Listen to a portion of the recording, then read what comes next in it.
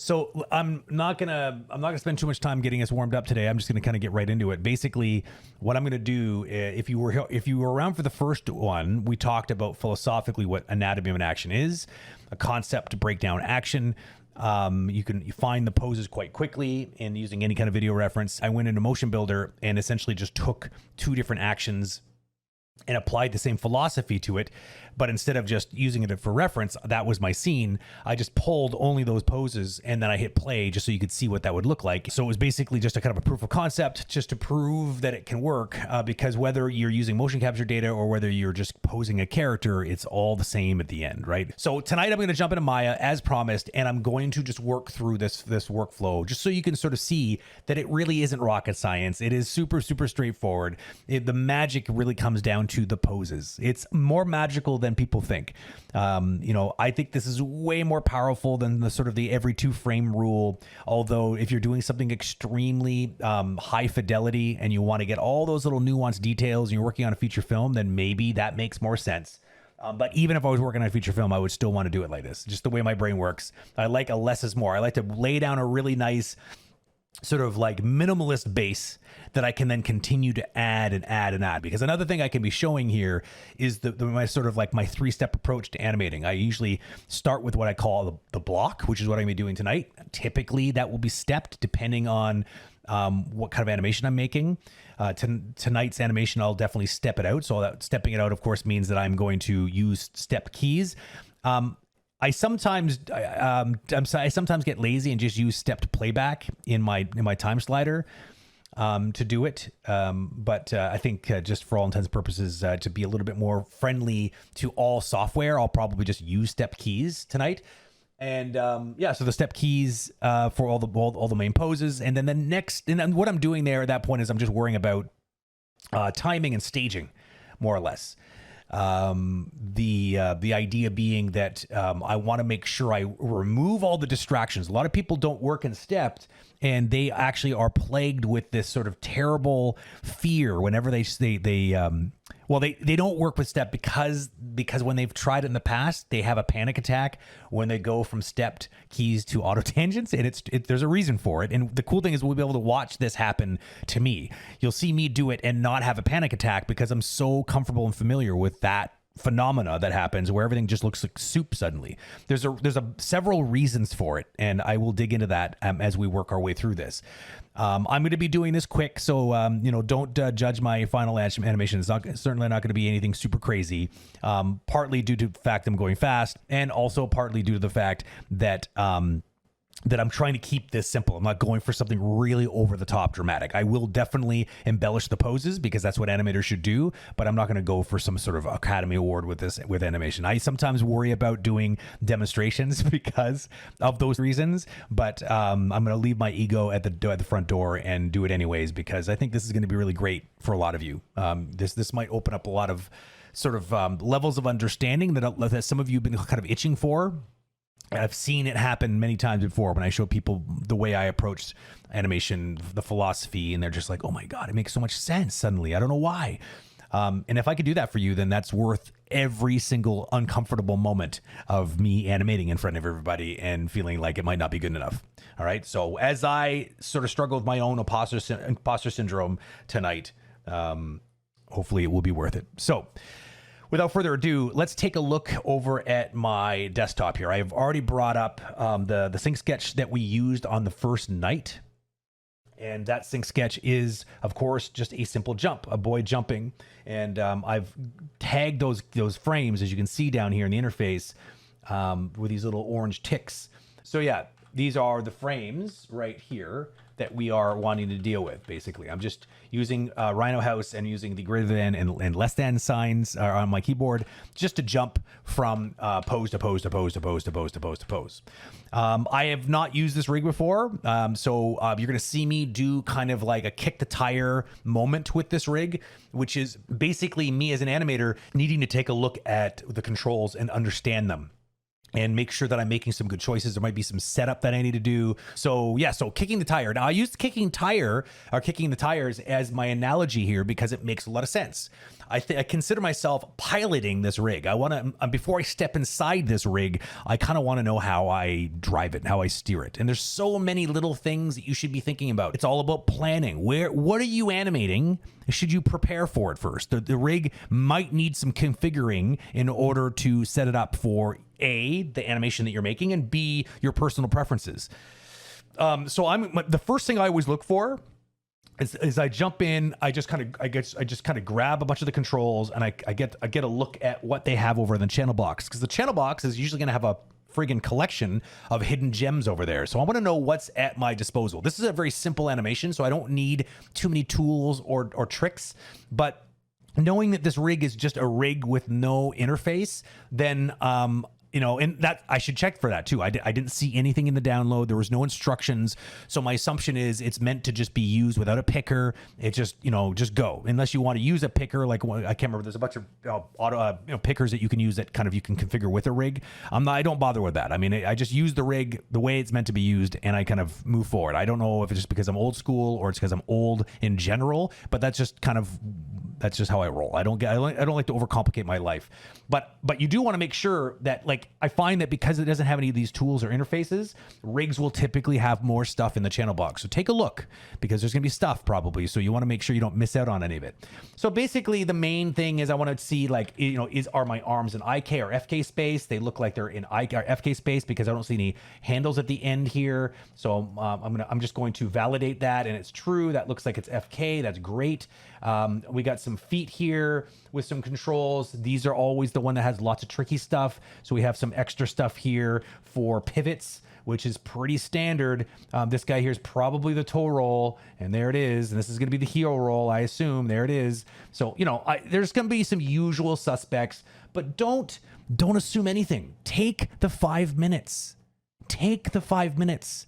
What are you in such a hurry for? I guarantee you the time you spend kicking these tires, it will pay off in dividends in the long run, because if you don't check these things and get ambushed or surprised by it later, it's pretty annoying. A perfect example of that is space switching. So if you have the ability to change whether the head is following the upper body or something else, you don't want to think about that way later, because you may end up having to reanimate the head, because if you change the space later, you could make the change, but the offset, the F curves are now going to be reporting relative to a different parent suddenly, and therefore it will be offset. Like your animation would be awesome with the head doing this, and then suddenly you change the space, and then it's going to look like this, and then you're going to have to offset it all down. You don't have to reanimate it typically, but you are going to need to make some adjustments. So just take the time.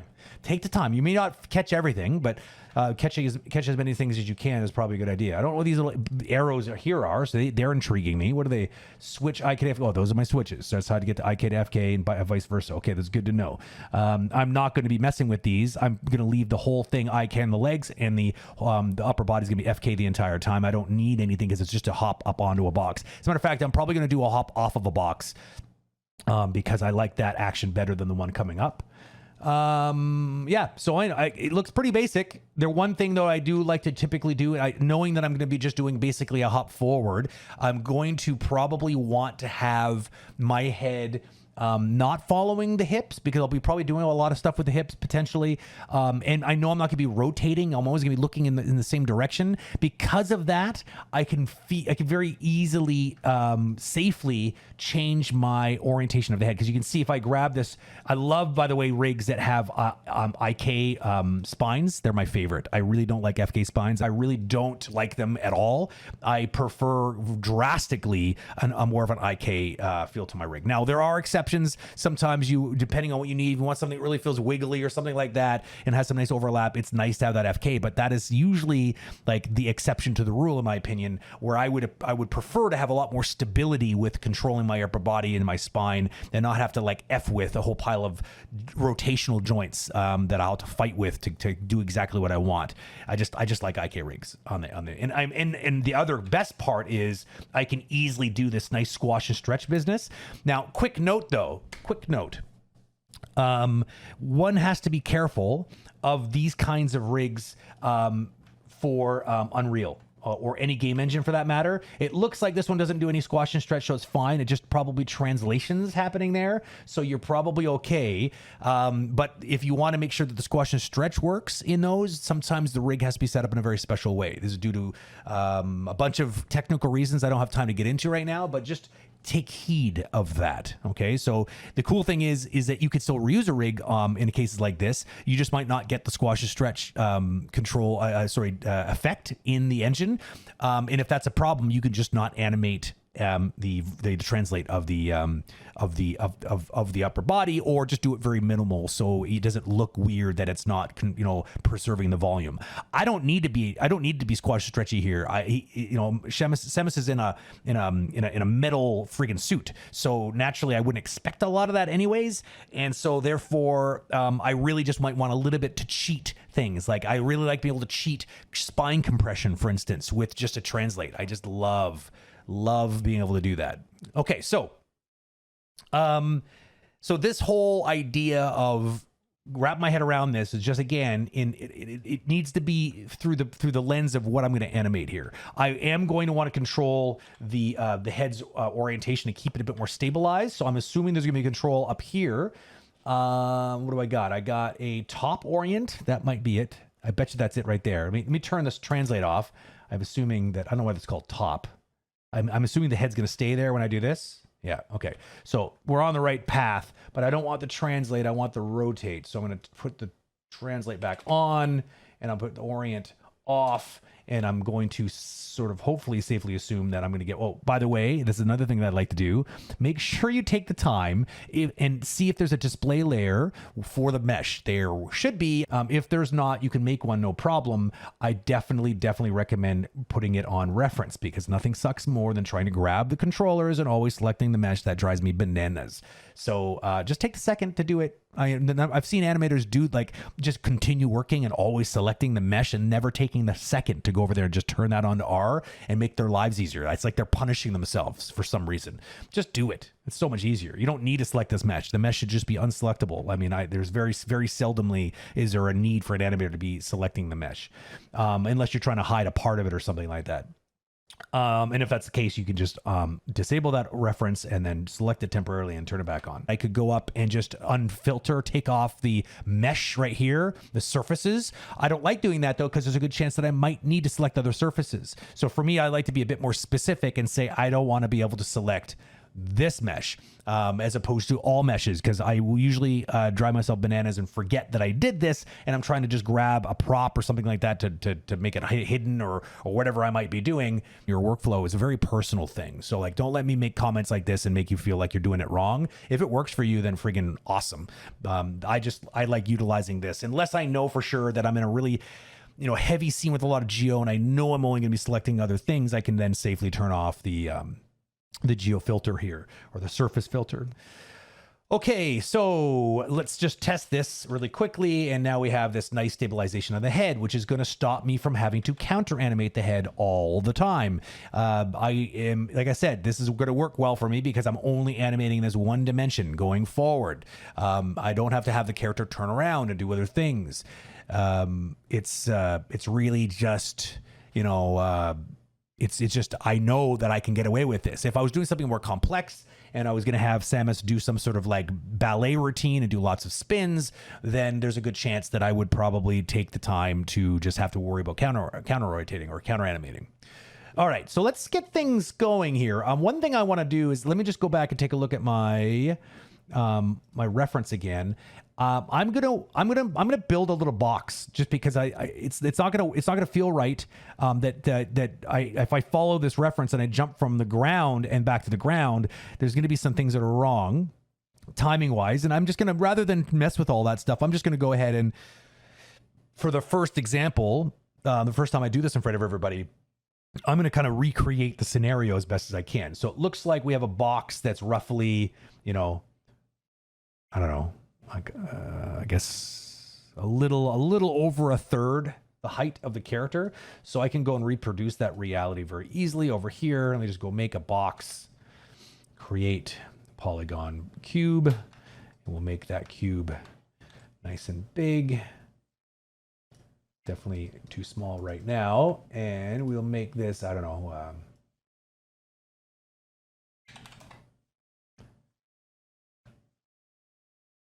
a bit too big.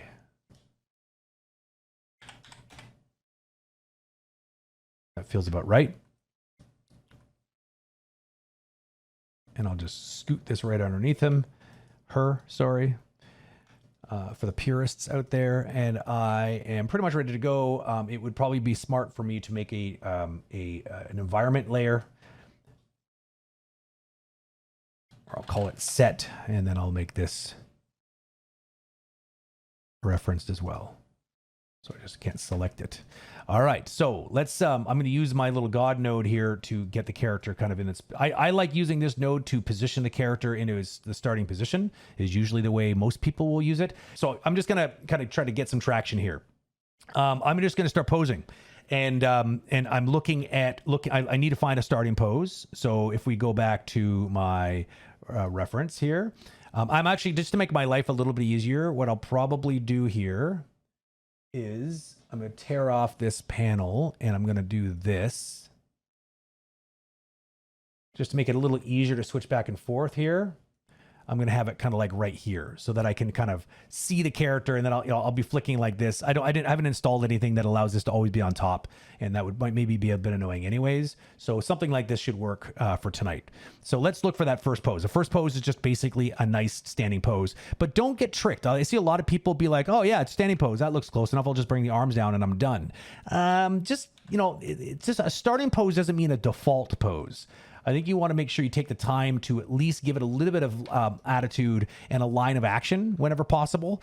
And again, I'm not worried about dramatizing this at this point. I'm just going to try to recreate as best as I can what I have in the reference. The next step, which won't happen probably tonight, is going to be going over and pushing and modifying, exaggerating, doing all the things that animators should do when you got a set of poses to work with.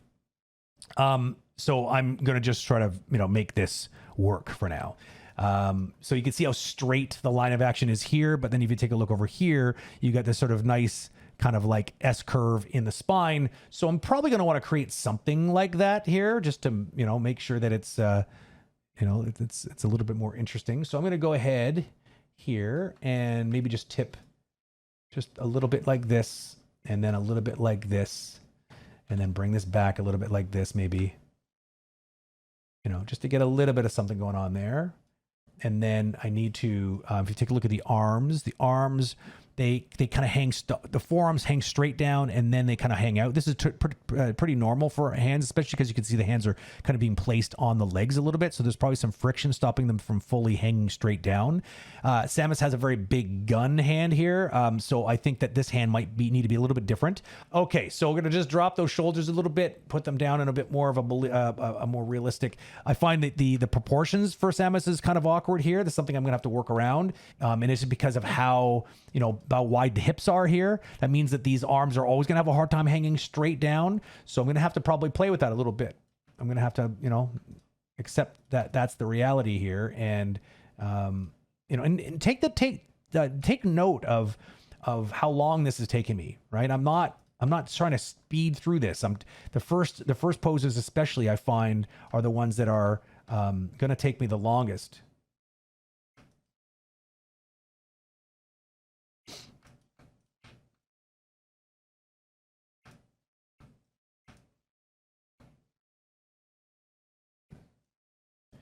Don't be in a rush. Lay down these poses in a nice way. And I won't pose fingers typically on my first pass. But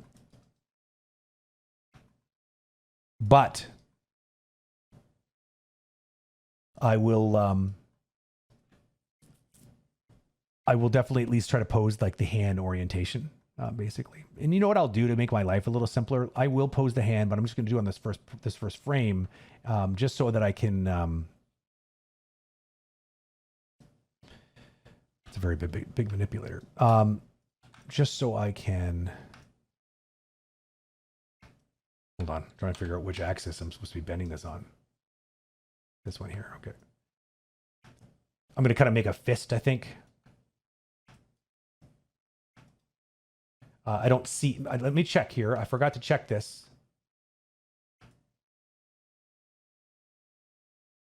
Do I have, no. Sometimes you'll have rigs that'll have like controls to make, oh wait, hold on.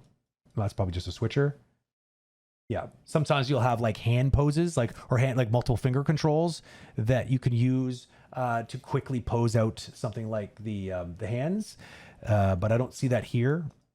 So I'm just going to have to pose this manually, which is not the end of the world. Grabbing all of these guys here. Pickers are nice in a case like this. By the way, something that I will do to make my life a little easier as well. I don't know if you guys do this, but let me go to my, I can go make like a shelf. I'll go make a new shelf. New shelf. I'm going to call this Samus. And what I'll do is I will make paint like annoying, and I'm gonna want to do this probably also for the yeah, I don't, because there's no character set or anything like that here. Just I'm gonna want to make something that allows me to select all the controllers, but I'm gonna like, so I'll make little buttons on my shelf to speed up my selection process. I'll do something like this. Luckily, I don't need to do this for both hands because there's only one hand. I'll select all these guys like this. And then what I'll do is I'll say create set, quick selection set like this. And I'm going to say left hand fingers like this. And I'll say add to shelf. And then I can hit that button there and very quickly, so I'm making my own picker basically by doing this. And, you know, there's other ways of doing this. It's just the quickest way I find.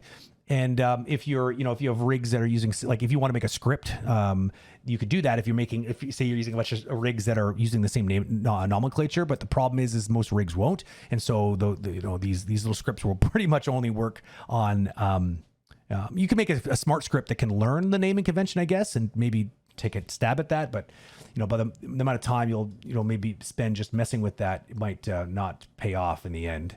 You want things to speed up, not become slower. So I'm just going to make a, oh, they don't fold very well, do they?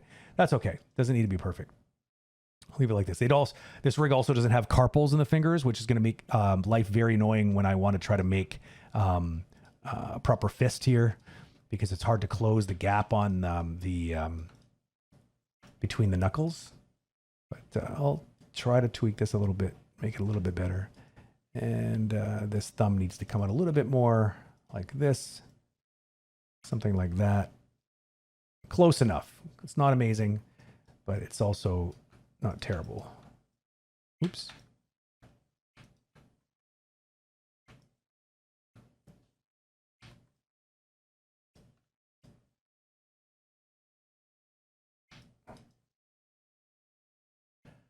Okay, getting somewhere. I don't like the way the weight feels right now, so I'm going to push the weight forward a little bit.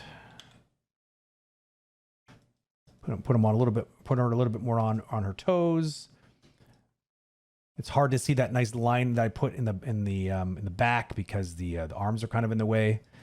So, you know, I'm not gonna worry too much about that. Another thing, even though the character is clearly standing straight here, the toes are pointing outwards a little bit as opposed to perfectly forward. It's little things like this that I find go a long way to making a pose look more natural. People forget to take the time to just make small changes like this, and they're wondering why their characters look so stiff. It's because they're not going and asking themselves, hold on a second, like what else is default?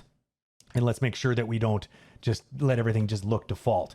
Don't forget about the knees either. Even subtle changes with the toes will look weird if you then don't follow suit with the knees. The knees will typically try to point in the same direction as the toes. If they don't, things are going to look a little bit weird. I'm going to bring those feet in a little bit too. Just to maybe make the character's pose look a little bit more graphic. Kind of intentionally having those feet kind of close together. Feels pretty good. I still think that this needs to be a bit more rotated inwards, like kind of like this maybe. Really feels awkward, this big, huge gun here. It's not easy to pose with this hip. It's going to be colliding with that hip all the time probably. But that's okay. That's okay. I'm not trying to, I'm not, like I said, I'm not trying to make an amazing pose here. I'm just trying to do justice to this pose. Another thing I see with this character pose here is the chin is just up ever so slightly. That might be kind of a nice way of showing a little bit of interesting defiance to the pose. Some sort of like a bit of a superhero pose-ish, just a little bit like that chin up. And maybe also just push. Oh, interesting. So I forgot, I got tricked here. I got tricked. Talk about kicking the tires. I noticed that when I do this,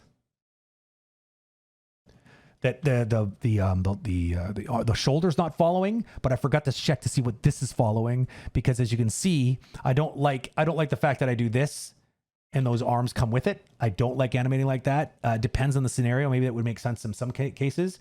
But sadly, it does kind of look a little bit like maybe it's in this control here. I don't see an obvious control that would allow me. Shoulder orient is on. Maybe that's what I want. Let me see here.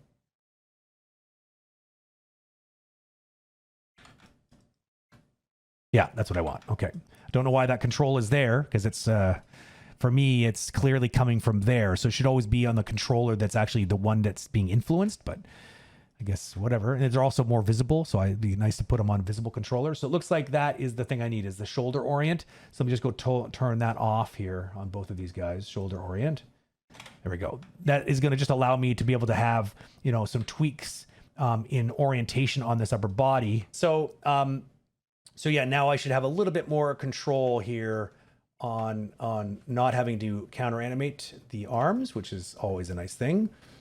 I also need a quick way of selecting the whole character, because I'm going to start posing out the character on these beats now, and I want the whole character to be selected so I can make full body poses. There's lots of ways of doing this. If I had a bit more time, I would probably quickly make use of the character node. I haven't used it in a while, so I'm worried that it's going to backfire on me. But I love using the character node for a million reasons. I think it's just a nice workflow. But tonight, what I'll probably do is just make another button up here just to be able to select all my main controllers, basically. So where I just discovered that problem with the arm there was because I wanted to kind of just also tilt the chest up a little bit, just a little bit more, and maybe even push it out a little bit further as well. And this control setup looks like it also has something in here that allows me to kind of tweak, I guess, a little bit the in-between state of that spline. So maybe I'll just do that to exaggerate that roll in the back, maybe. And I can also, I can rotate these guys backwards as well. I'll do this in changing myself to world space here temporarily, just so I can rotate these straight back. Remember, like, there's multiple dimensions that you could play with here, right? You're not just limited to, you know, the dimension that's obvious. People think about the clavicles bringing them down and like this, but don't forget about the forward and the back here, especially because I'm trying to get that sort of chest out feeling here on this pose. It would be beneficial for me to try to get the, I think I maybe overdid the chest out there a little bit. There we go. There. Having those shoulders back allow for a little bit more of that chest forward feeling, basically. So now we've got a pretty decent pose, but as I was saying, what I wanted to do here is I wanted to have a quick way of selecting all the controllers and putting a button. So what I can do here is my trick usually is to take a quick look, make sure they all have a CTRL at the end. Then you should also check display layers, because there might actually be a controller layer. Let's see, there is a controller layer right there, so I can just use this. So as a matter of fact, instead of making a button up here, I'm just going to get used to going down here to the control layer and just saying select objects. That's what I'm going to do tonight. It's faster. You can use display layers like that a lot, very conveniently for things like this, if you want a quick way of grabbing just a bunch of controls. So let's just do that here for the first one then. So not mesh. So it might be a little safer. You know what? I'm going to, just to be safer so I don't grab the wrong one by accident, I'm going to say controls layer, and I'm going to say select objects, but now with them selected, I will make a quick selection set so that I get used to going up here for everything. So, just to increase my ergonomics. So create, set, quick selection set, and I'm going to call this Samus all, add to shelf. I want to spell it properly.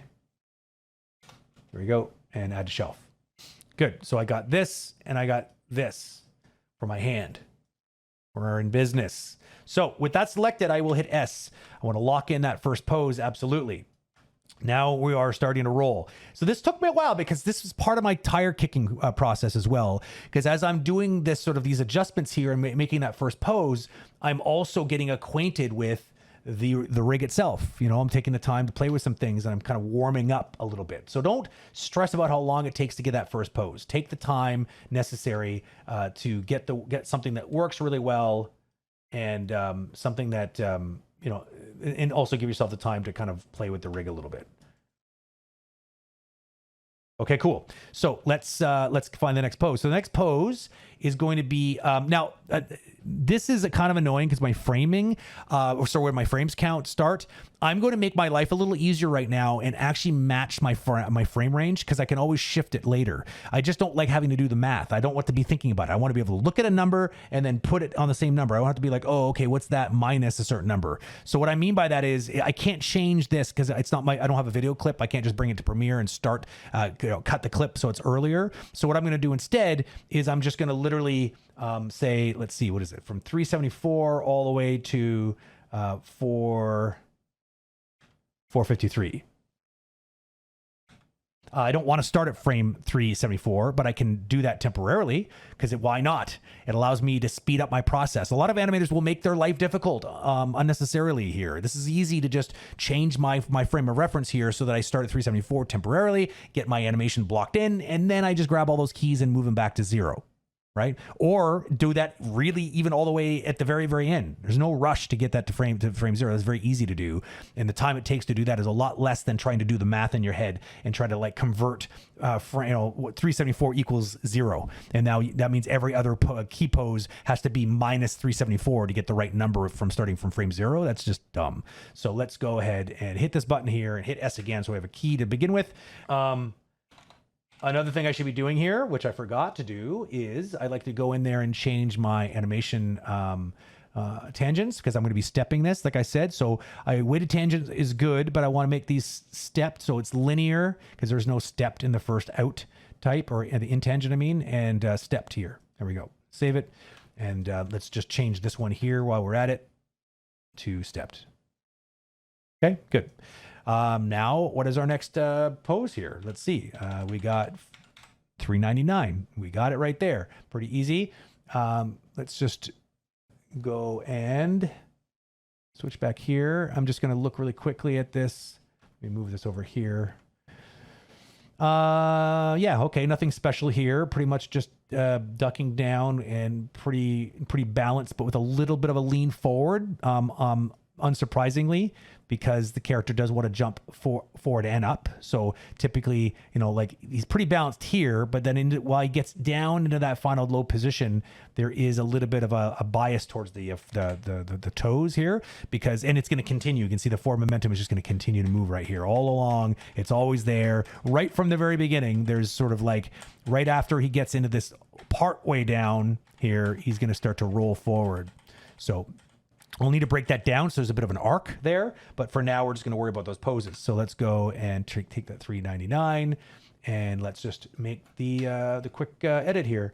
So we're going to bring him down, her down. Sorry, I keep forgetting the gender is a thing with Samus. Kind of surprised us all back in the 80s with that helmet coming off. You weren't all, most of you probably weren't alive to witness that firsthand. It was one of the first big video game surprises that pleased everybody. No one would have expected it to Samus to be, or met the whatever that character in the Metroid suit to be a girl, because at the time most of the heroes in games were like typically these, you know, big muscular dudes. So it was very nice to see so early in the game, and I don't mean the game Metroid, but just the game development in general, being a little bit more exclusive, you know, a bit more inclusive. Basically, was kind of nice. It's weird to think that was so long ago. And yet we're still struggling with this today. Okay, so let's see here. I'm making an ass of myself because you can see I'm not on the right frame. So we're going to have to go ahead and undo all that stuff. and bring it to 399 first. And what I like to do is I like to just, so I don't do that, is hit S right now and then just lock in my pose. As a matter of fact, I might even do that. I could just go and bookmark them all right now, but it doesn't make sense because then I'll be fighting against some of those because I'll be making big edits to it. So I just try to do it as I go along, right? Just set the key, lock it in, make sure you have, because I also don't want to forget to key some things because the stepped tangencies will keep things holding together pretty nicely for you, even though you don't have key on everything. But as soon as you auto tangent, you're going to see where all those problems start to pop up. All right, so let's see here. Bit of a lean here, and I got the legs, the arms got to swing back. They're not doing that by default just because I told them not to, so that's fine. I'd rather tell them to do that. Just trying to find the controllers. There they are. Bring that back. Did I turn that back to local? No, I didn't. It's still world. Object. I forget what the hotkey is in Maya for changing from world to local. So I'm just going to do it the old school way and just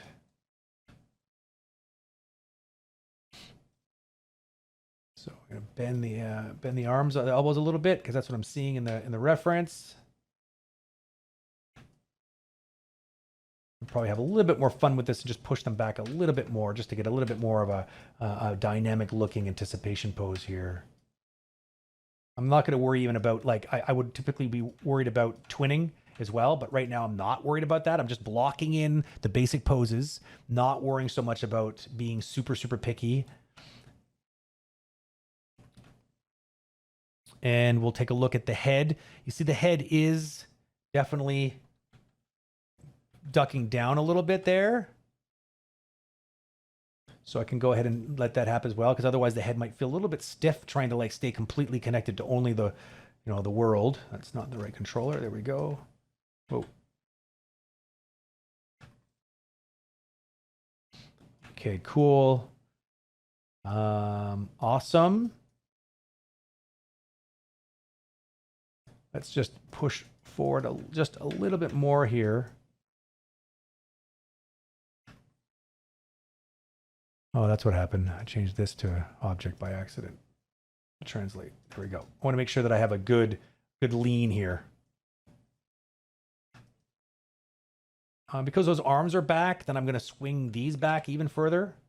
So, like I said, I don't need to worry about perfecting these. I often worry about just blocking it in, and then I will typically come back and make adjustments later on. Get it closer to the space I need it to be. So let's look for that next pose. The next pose is takeoff pose, obviously. And so we see the takeoff pose. I will not have the arms straight up. I think that doesn't feel right for Samus. And so this is where the animator brain needs to come in. You have to ask yourself, is it necessary? Is that a necessary part of the action? Now, in this case, it kind of is. So I will probably use a little bit of it, not as much as we see.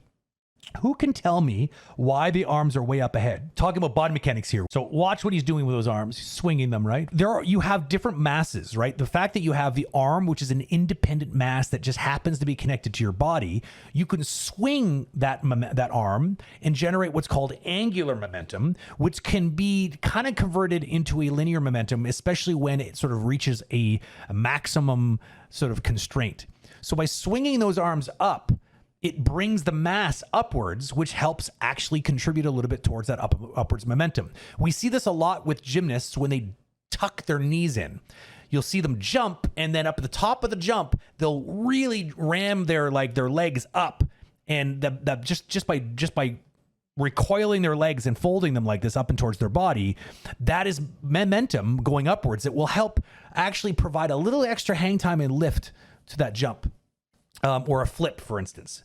And so that's what's going on there. It's using other parts of our body that we can manipulate in midair to have a small influence over our momentum. So I kind of lied a little bit, or I wasn't super 100% honest when I said that, in the past when you're in the air, you don't really have any. Well, that's not true. I did actually say it honestly. It just was a bit of I was sort of being a little bit deceitful. When you're up in the air, you can't change your momentum unless there's another force acted on it. Well, it just so happens that your body does have the ability to act forces on it. It has its other masses that you can use the muscles to sort of get them moving. And then that movement will then be able to like literally pull the body or push the body a little bit. Now, the arm and the legs are not necessarily nearly as heavy as the core of the body, but it's still something. The arm's much less so than the legs. But that's what's going on here. Using that arm swing is actually contributing a little bit towards that body movement. I don't think that Samus really needs that though, because Samus is in like some sort of exoskeleton and so probably doesn't need the extra oomph. So I'm going to limit that because I don't like the pose so much. It doesn't seem like a Samus thing to do. So let's go to 409. Select the whole body, go to 409 and hit S just so we actually have a pose locked in there. Another thing to note here is look at the angle, right? Look at this. It's important that you see this. You see this and this, okay? This angle, that takeoff here, is the vector that the character is going to be traveling in because that's the last vector that the force was still existing, pushing off of the ground. So this is very important. You got to get this right. For instance, you can't just jump straight up and then have the character drift forwards.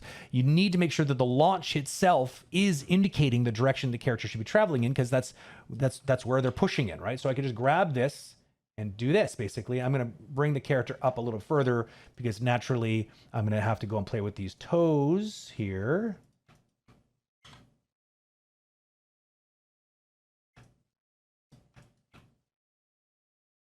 Like this. Okay, and probably want to straighten out the back a little bit here. Whoa!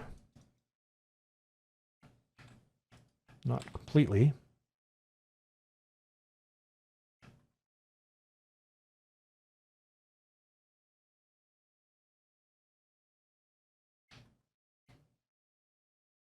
Okay, you can start to feel it right now. You can feel that there's a definitely like momentum heading in the right direction at this point.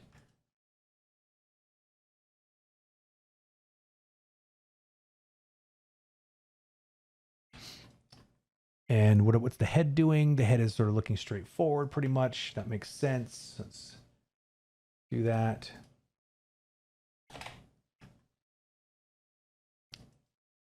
These arms to contribute a little bit. I don't know how much exactly. We're going to see. I'm going to swing them like this.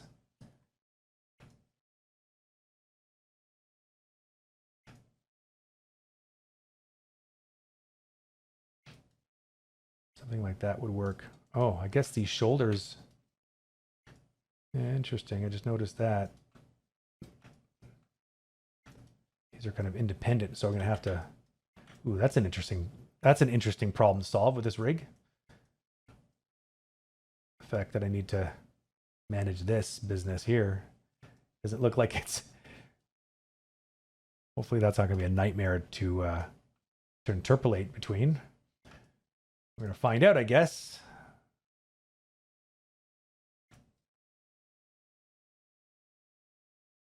A lot of geo collisions here.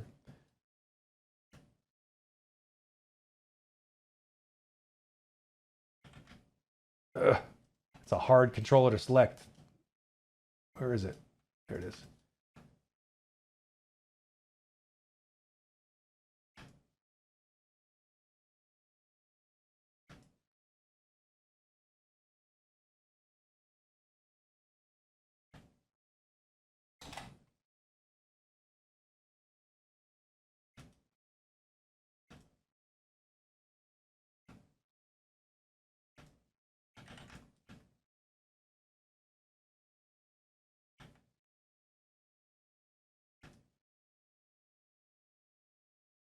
So I'm just letting them swing kind of up to this point here.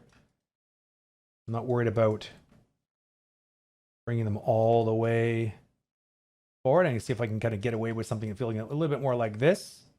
Because they're definitely swinging, so that would contribute. But especially also, I have to be careful about limiting how much swing is happening because of the way that this suit works, right? Let me just tweak this up a little bit more. So see how picky I am with these poses? I mean, like, be picky. These poses are everything.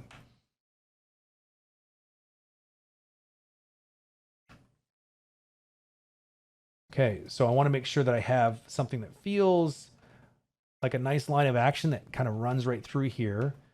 I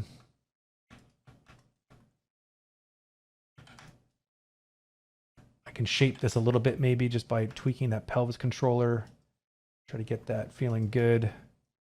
Okay, that's close enough. I can move forward right now, I think. So there's my takeoff pose. It's kind of coming along. So now we already got a bunch of poses here. And so the next pose would be, of course, my action pose. This is the fun one. Okay, so what frame are we dealing with? 416. So let's bring it to 416. Now, maybe to make my life a little easier, I can just go like this. Grab the feet and these guys all at the same time and move them all together.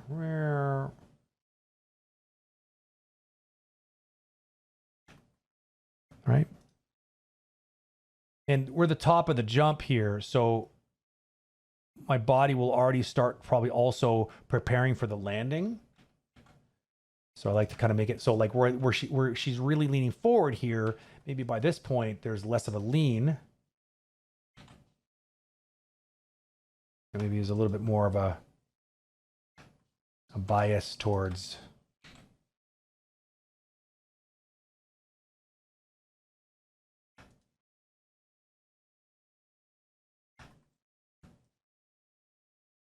takeoff.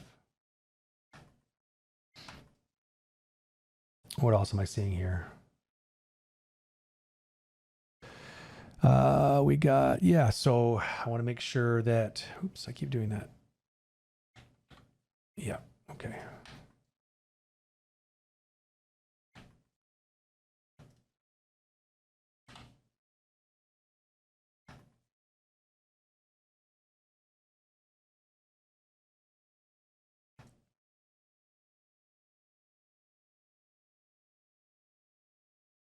I kind of have the arms kind of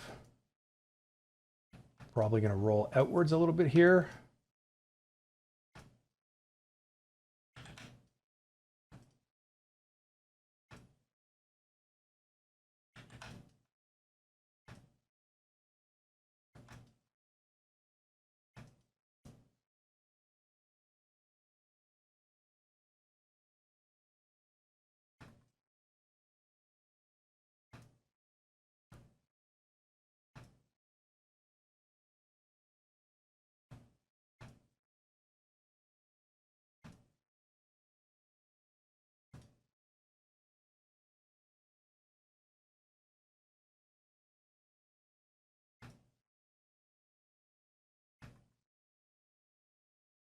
Now you want to make this pretty, like this pose should be awesome.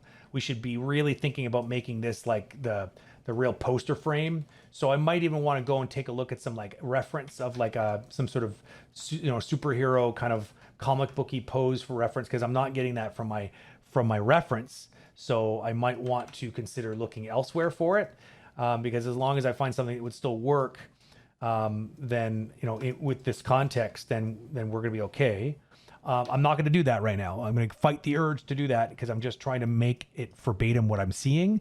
The next lecture, I'll take the base and be like, okay, so now let's do the animation thing and go in there and push things.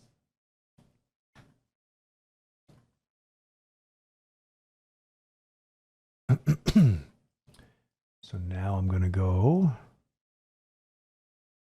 At this point, I can have less of that. Like at this point, this character could be a little bit more forward like this. A little bit more compression maybe.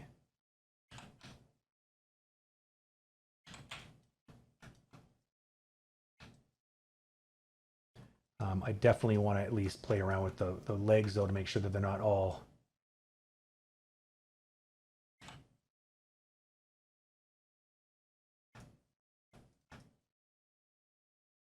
Oh, I'm going to want to make sure that I turn this off too. I don't want those to be on.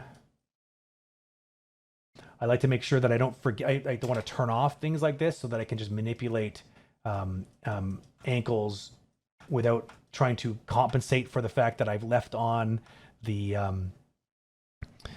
any kind of heel or toe roll. This really confuses animators, and they end up with these weird contorted looking poses with like huge transforms on them because they rather than just turning off the actual toe roll, they then counter animate that toe roll with the actual main. Like I just don't get lost in your controls. You should always be trying to, whenever you can, default back down to a neutral state with some of those specialized controls like the toe rolls. This is a common problem. I see this happening all the time.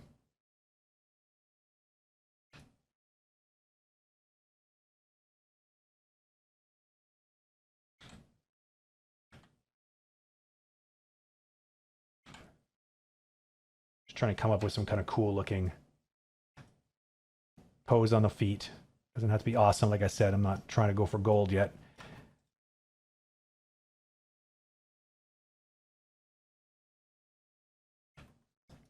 Probably bring these down a little bit.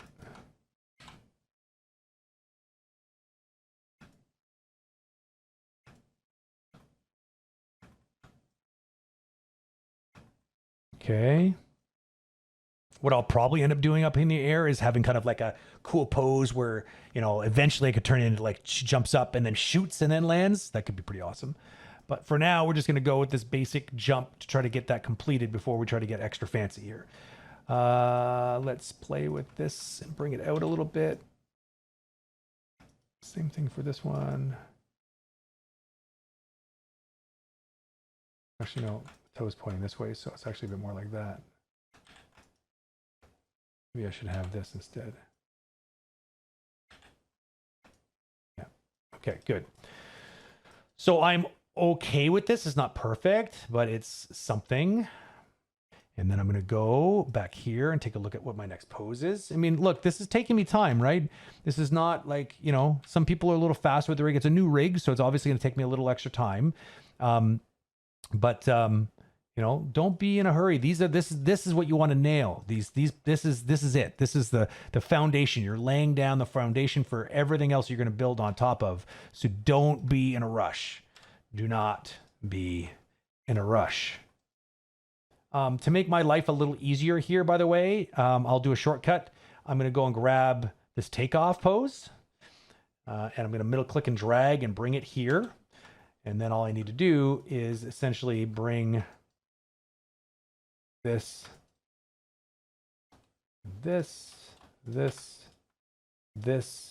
oops, missed this and this.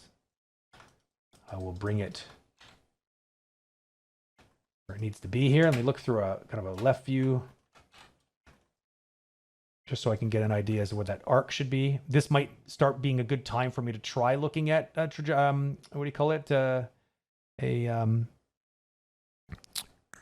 The motion trails, but I don't think I need it.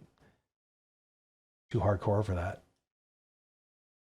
Because basically I want this. Now, you'll notice that it's asymmetrical, right? The way up is not as far as the way down, like as a number of frames. And that's because she's jumping off of something and she has farther to fall than she did go up, it's normal, which is also why we'll be traveling a little more than, this wouldn't be my midway translation point forward. It's going to end up being a little further forward. Not quite that far forward, probably. Should be like probably... Just back off just a little bit. Maybe something like that. Actually, no. I had probably had it right before because she needs to... no, I didn't have it right before. It should be like this. I can tweak it in a minute anyways. And obviously, we want this to be leaning back this way at this point, and the feet need to be out in front. Let's get that going here. And you want to make sure that the heels are rolling here. Get rid of the toe rolls. What? Oh yeah, that's right. And put the heel rolls instead.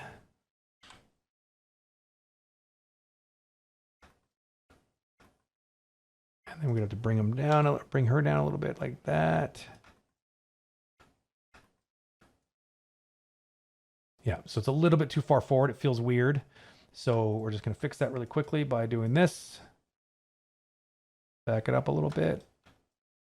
just scrubbing this, it should feel natural. There should be a parabolic arc here that's forming. It shouldn't go up and then suddenly be like way over here like this. It should be very natural. And as a matter of fact, there's a really easy way for me to see this accuracy right away. What could I do right now to measure without using a motion path and trying to look with my eyeballs? Now, well, I obviously have to use my eyeballs, but I mean, trying to eyeball it by just looking at the poses here. What would be a reliable thing for me to use right now to get an idea to make sure that I have a somewhat constant velocity forward? It's very important that I establish some momentum here, okay, on the launch, and it sticks until I land. Okay. Yeah, I could use dry erase if I want to just dry out. I don't like doing that on my monitors because I always find that over time it starts to stain them. I have a way more reliable tool that's just sitting here waiting to be used, and that is, of course, the graph editor. I don't use the graph editor very much at the beginning of my workflow, but this is a good example of a good time for me to use it.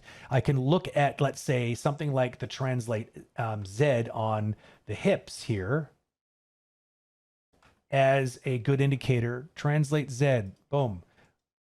So it should feel like a straight line here.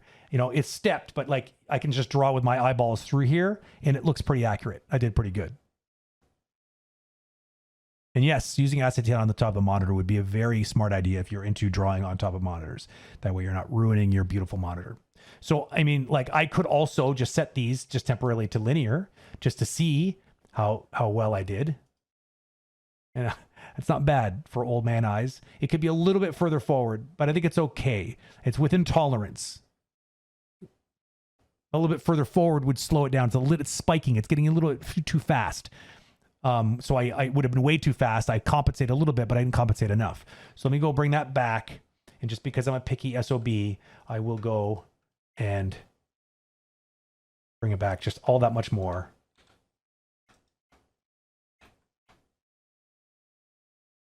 Like this.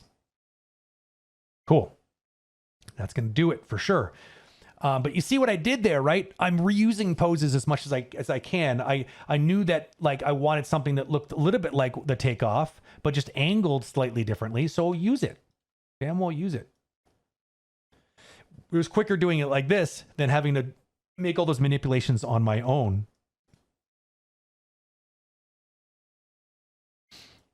Okay, so now what I want to do is take a closer look at that pose.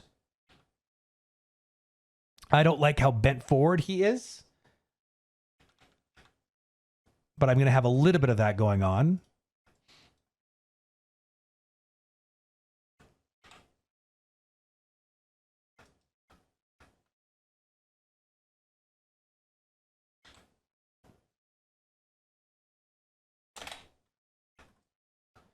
So yeah, what else? What's going on with the arms here? I want the arms to be up even more.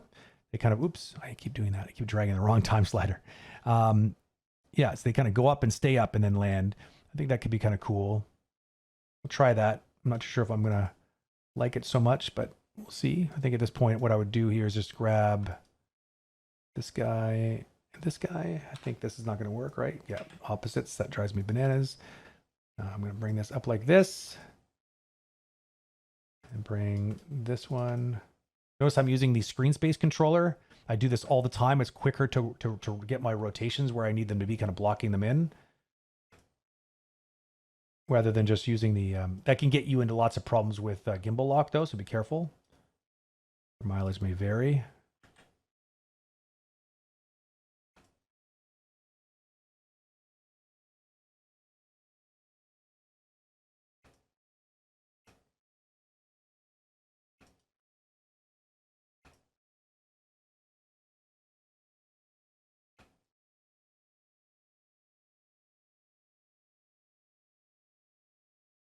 And what else is going on in that little kid's mind here? You'll notice that there's also stuff going on here, like looking at the ground, for instance.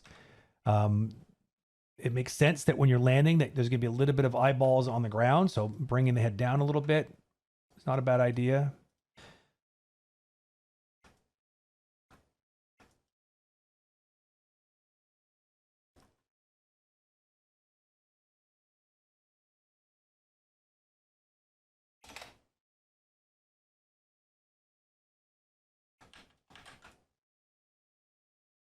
Okay. Also, there is, if I had a dollar every single time, I'd grab the wrong. He's really contacting the ground with both feet at the same time here. But they're not planar, so I could actually do something like this.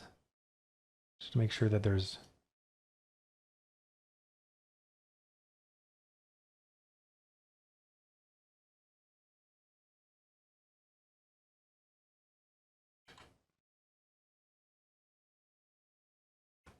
Just to make sure that they're not totally... And I'm going to separate them a little bit too, because for the landing, it would make sense that feet are a little bit more spread for a bit more stable landing. Doesn't have to be that much. There we go. That's good.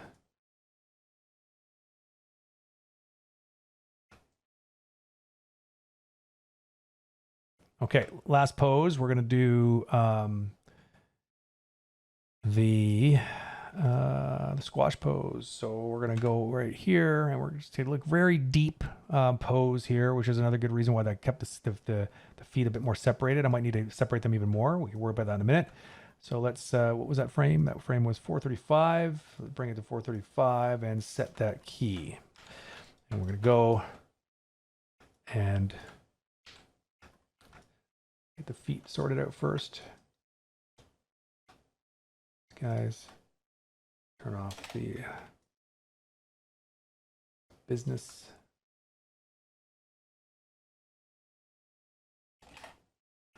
Oh, right. My 0 is up here because I moved the, some people won't do what I did by moving the whole God node up like this, because then you can kind of screws up the idea of that we'll translate Y is ground. But I was trying to go fast, so I was cutting some corners.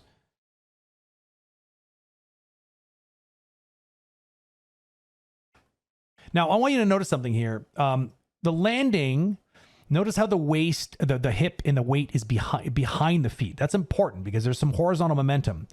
And then what happens is it allows the compression, okay? Remember we took a look at the takeoff vector. The landing vector looks like this. And this is interesting because it is angled in a way to push this way, which is like upwards with a little hint of backwards. So they were trying to get rid of two momentums here. We're trying to get rid of the forward momentum, but we're also trying to get rid of the downwards momentum. So that's why this pushing in this angle makes sense. Just like we used to be pushing in this angle up to get going, we want to be pushing in literally the mirror version of that on the landing. So that's why the body needs to be positioned properly. And as he compresses, kind of just ends up in a nice equalized, balanced state, especially with the arms forward like this. He doesn't need to feel like he tips forward. He's in full control by the time he lands. It's very important. If you want to make it feel like that character can stop and be in balance, you need to set it up properly on that landing. Otherwise, it'll look like the character is stopping magically and not dealing with all those forces that they need to deal with. So let's make sure that we keep the weight back here a little bit. And let's make sure that we probably need to bring out these guys, give it a little bit of room here, and probably also push it a little bit. We need some room for those knees, but not too far because we need to leave some room for those arms to come swinging down here. I'm looking at the hips, but the hips are angled backwards a little bit. It's going to be a little tricky to do with the IK rig because how is this one set up? I think it lets me do this, doesn't it?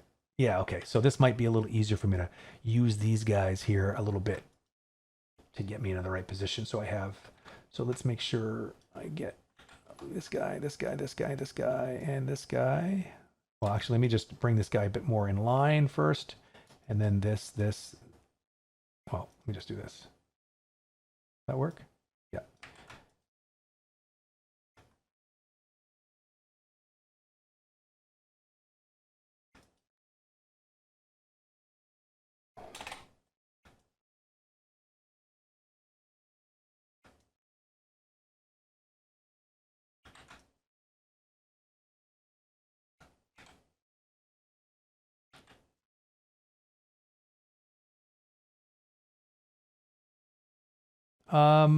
let's see here. Now I'm going to bring these arms down naturally.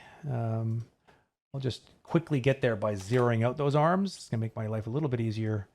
And I'll do the same thing. I do this all often when I'm trying to get into another pose that's radically different from where I was. I'll just zero it out and then kind of work from a 0 point. There we go. And now this arm is going to be down like this point. Let's take a look at what the action was here. The arm was up and then sort of coming down, just like what I'm doing here, more or less.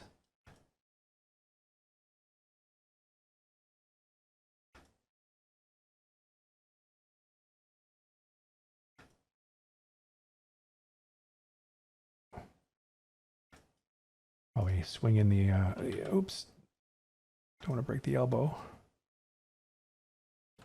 The arms have been kept out on purpose to help be part of the balance. So I want to maybe keep that in mind here and do something similar.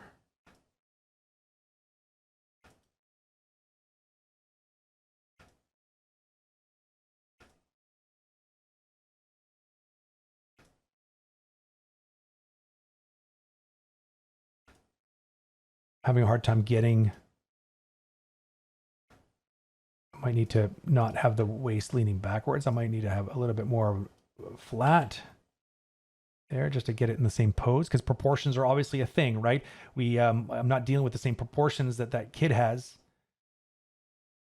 So I need to be realistic with what I'm trying to do with especially the knees, because Samus has a pretty short torso compared to like the ratio of torso to leg is pretty exaggerated. So naturally the knees are going to want to be right up into into her nostrils here in a pose like this. We have to be careful. We have to make sure that we are compensating naturally here for this.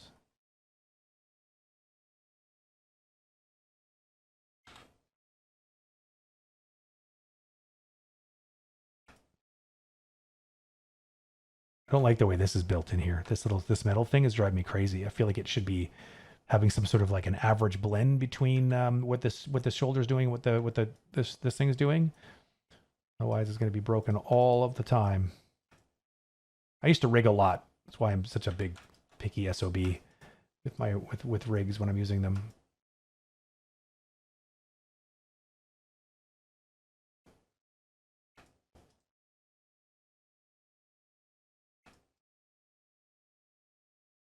Okay, so what we're getting now, let me just go ahead and turn off my curves here.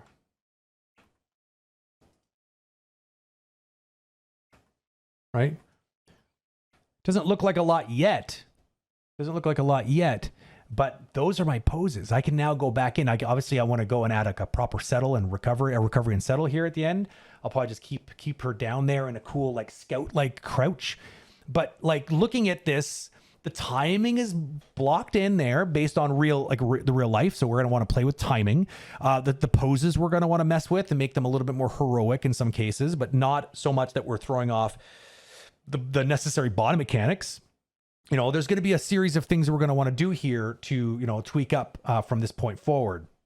But like, again, this whole point of this lecture series was to make everyone understand that like animation doesn't have to be all that hard, especially if you were going to lean in on and use reference. You got to know what poses to take and then just take the time to meticulously pose it. Like, you know, this is not perfect yet, the poses. They will get a lot closer to perfect once I've gone and done a proper editing pass to them. Right now, I just wanted to block it out and stage it because I want to see, is it kind of working right at this point? Like, do I have the basics kind of in place? That's the main thing that I want to be able to like say yes or no to at this point. And yeah, I'd say, yeah, it's like there are issues 100%, but it's a starting point, which is where a lot of people fail. They don't do anything like this. They just sort of do some other kind of random thing and just start putting poses all over the map. And there's nothing really grounding them to having a set of rules that they should be applying to their work. So, you know, if you are new to animating or relatively new and you really are looking for a way to move forward, I would highly recommend you try what I'm doing here. You're going to want to watch the 2 previous videos so you have a little bit of context. But you are going to probably learn a couple of big things that you can lean in on to help get you kind of kickstarted a little bit. This is just how I work.